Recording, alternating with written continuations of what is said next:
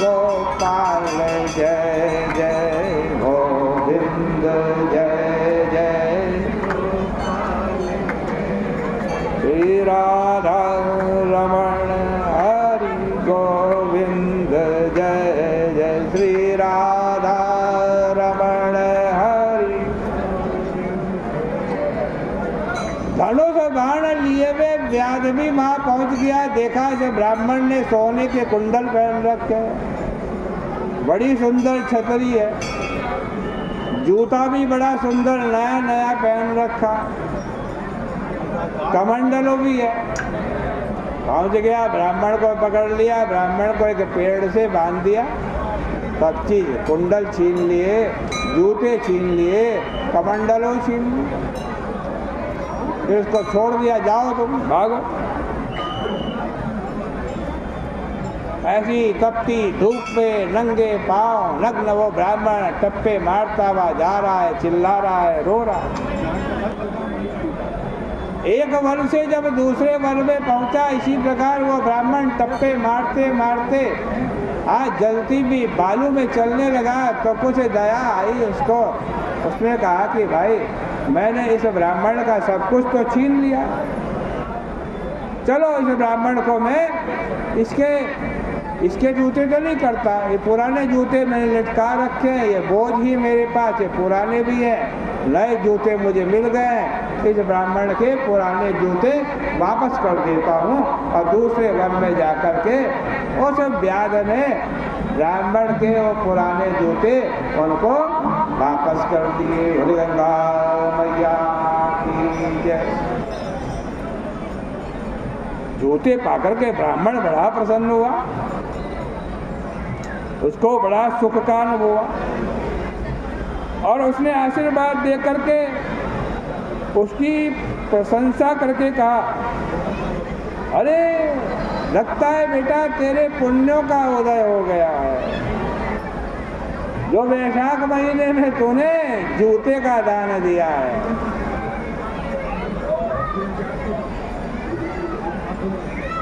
मेरे को सब वस्तुओं को प्राप्त करने से जो सुख मिलता है, आज इस जूता प्राप्त करने से वो सुख मुझे मिला।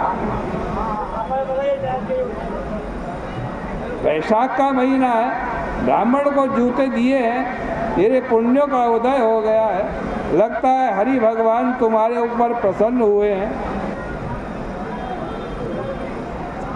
ये सब सुनकर वो व्याध बड़ा आश्चर्यचकित हुआ, ये क्या हो गया आश्चर्य, पिछले जंगल में इसका सब कुछ मैंने लूट लिया था, इसके सोने के कुंडल लूट लिए, इसके कमंडल लूट लिया, इसकी छतरी लूट ली, इसके जूते लूट लिए, और इस वन में मैंने केवल उसको अपने पुराने जूते दिए और ये मेरी बड़ी प्रशंसा कर रहा है। और पूछने लगा, महाराज ब्राह्मण देवता ये वैशाख क्या होता, ये हरि हरि आप बोल रहे हो, हरि क्या है?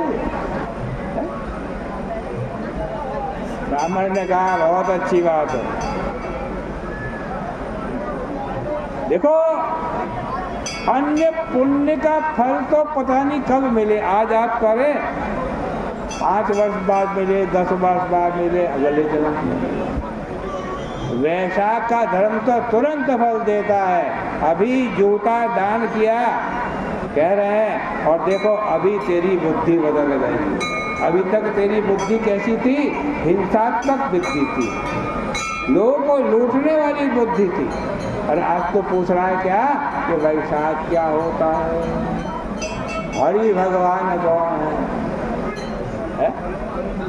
ये प्रभाव है वैशाख के महीने का। देखो जो विष्णु भगवान को प्रिय एवं संतोषकारी कार्य है वही धर्म है, ऐसे धर्म के ज्ञाता मनु आदि ने कहा। और वैशाख महीने के धर्म भगवान विष्णु को अत्यंत प्रिय। शेषशाही भगवान वैशाख मास के धर्मों से जिस प्रकार संतुष्ट होते हैं, वैसे सभी दानों तपस्याओं महायज्ञों से भी नहीं होते। सभी धर्मों में इस वैशाख के धर्म के समान और कोई धर्म है नहीं। चाहे गया यात्रा मत करो, गंगा प्रयाग व पुष्कर आदि क्षेत्र की यात्रा मत करो, केदार कुरुक्षेत्र प्रभास समंतक गोदावरी कृष्णा सेतुबंध रामेश्वर और मरुवृद्ध की भी यात्रा न करो।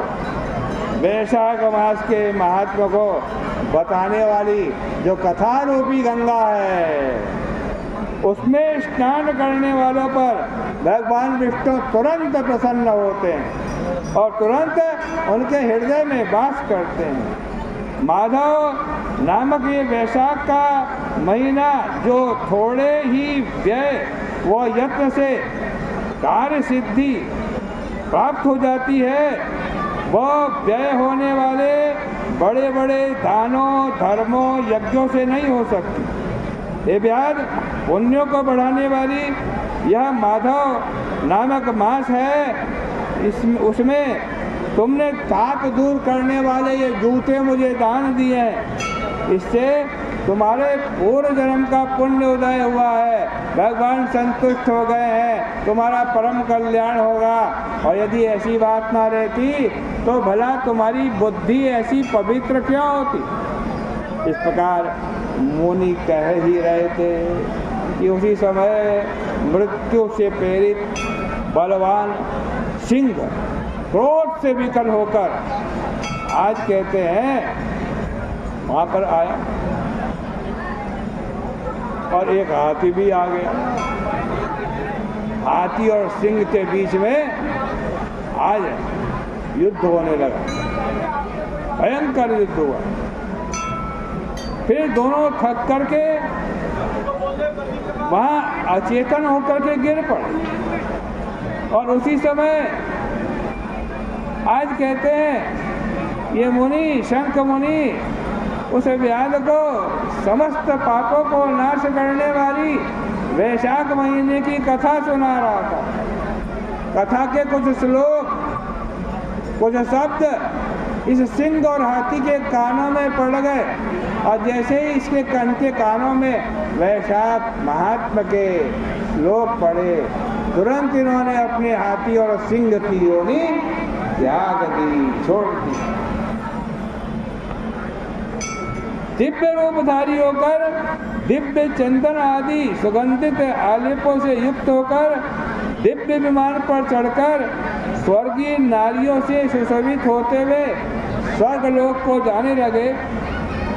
हाथ जोड़ करके शंख मुनि को प्रणाम किया। आज कहते हैं शंख मुनि बड़े आश्चर्यचकित हुए। पूछा तुम दोनों कौन हो भाई, तुम दोनों को ये दुष्ट योनि कैसे मिली, तुम क्यों मरे तथा बिना कारण के ही इस वन में आपस में एक दूसरे को मारने की भावना से क्यों आए, ये सब बतलाओ। तो दोनों कहने लगे महाराज हम मतंग मुनि के पुत्र हैं, उन्हीं के हिसाब से हम एक सिंह बन गया एक हाथी बन गया। उन्होंने बतलाया कि एक बार वैशाख का महीना आ रहा था, हमारे पिताजी ने बुलाया दोनों को, बेटा वैशाख का महीना आया, जाओ वैशाख के महीने के धर्म को करो, छायादार स्थान बनाओ, जल दान करो, प्याओ बिठाओ, छतरी दान करो, आए पंखे का दान करो, वायु का दान करो, अन्न का दान करो। ये छोटे छोटे वैशाख के धर्म करने के लिए हमारे पिताजी ने हमें आज्ञा दी। लेकिन मैं तो बड़ा क्रोधित हो गया सिंह के समान, और मेरा ये भाई दंतेल ये हाथी के समान बड़ा आलसी होकर के बैठा। पिताजी को क्रोध आया, शाप दे दिया, जा तो सिंह के समान क्रोध कर रहा है तो सिंह बन जा, और तू हाथी के समान मदमस्त बैठा हुआ है, कुछ सुन ही नहीं रहा है, करी जा तू हाथी बन। श्राप सुनकर हम दोनों रोने लगे, पिताजी के चरणों में गिर पड़े। पिताजी ने कहा ठीक है ये सांप ज्यादा दिन नहीं रहेगा, जिस दिन तुम्हारे कान में वैशाख महीने की धर्म की कथा पढ़ेगी उसी दिन इस योनि से तुम मुक्त हो जाओगे और फिर मेरे पास आ जाओगे। बोले वैशाख महात्मा की जय। तो इस प्रकार से आज कहते हैं मुनि की संगति पाकर ये दोनों पवित्र होकर के आज इस योनि से छुटकारा पा करके मुनि को प्रणाम करके अपने पिता के पास चले गए और उसे भी भली भांति दिखलाकर दया के सागर मुनि ने कहा कि वैशाख महात्मा श्रवण का महान फल देखो। क्षण भर के श्रवण मात्र से उन दोनों के हाथ में भी मुक्ति आ गई। इस प्रकार मुनियों में श्रेष्ठ, दयानिधि, निष्प्रिय, बुद्धिमानों में अग्रणीय, विशुद्ध मन वाले तथा पुण्यों के एकमात्र आधार शंखदेव मुनि बोल ही रहे थे कि व्याध ने अपने शस्त्र अस्त्रों को पृथ्वी पर रख दिया और फिर वैशाख के धर्मों की चर्चा पूछने लगा।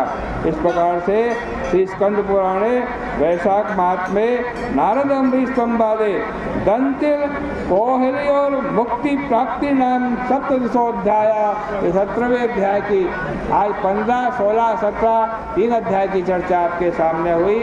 आज की चर्चा का विराम करते हैं। प्रेम से आरती करो भाई, और ये कुछ सेवा का काम है भाई।